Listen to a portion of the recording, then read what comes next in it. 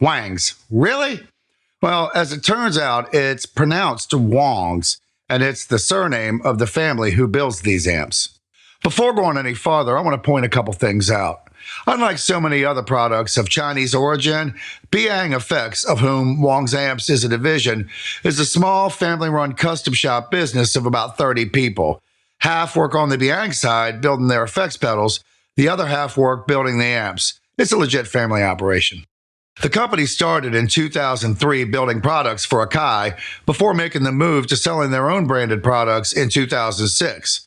The company's growing success allowed them to build a brand new factory and form Wangs Amps in 2009.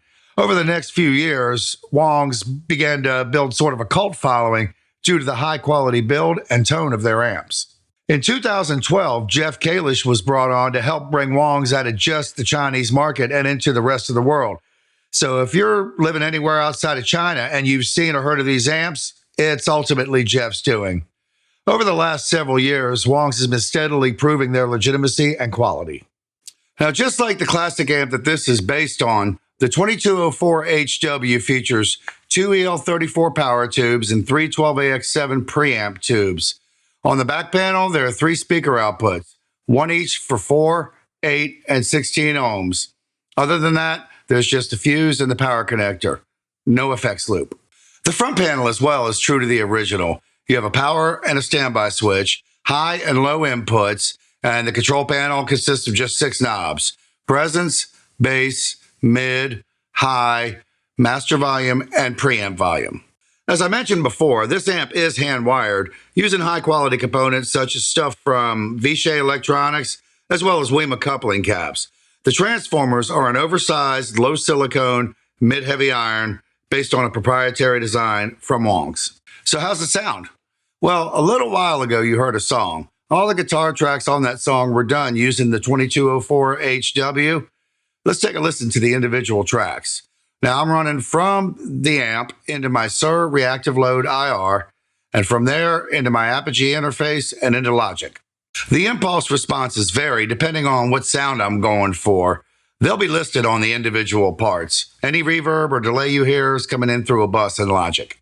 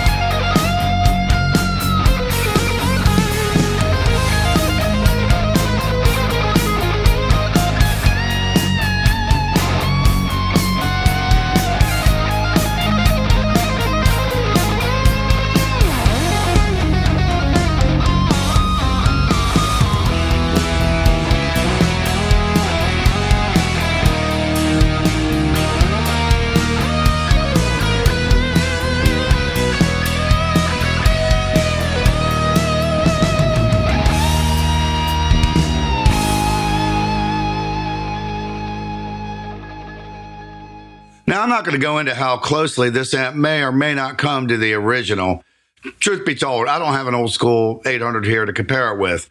But Sonic Drive Studios did a comparison video with the JCM 800 Studio and the 2204 HW. The results just might surprise you. I'll put a link in the description below. I haven't had the opportunity yet to try any of Wang's other amp designs, but from my experience with the 2204 HW, I can attest to the high quality of both the build and the tone. So there you have it. Personally, when I plug in and crank this up, I hear a 2204. Nothing more, nothing less. The tone is huge and rich, and it feels like I'm back in 1984 plugged into one of the originals. Great job, Wangs.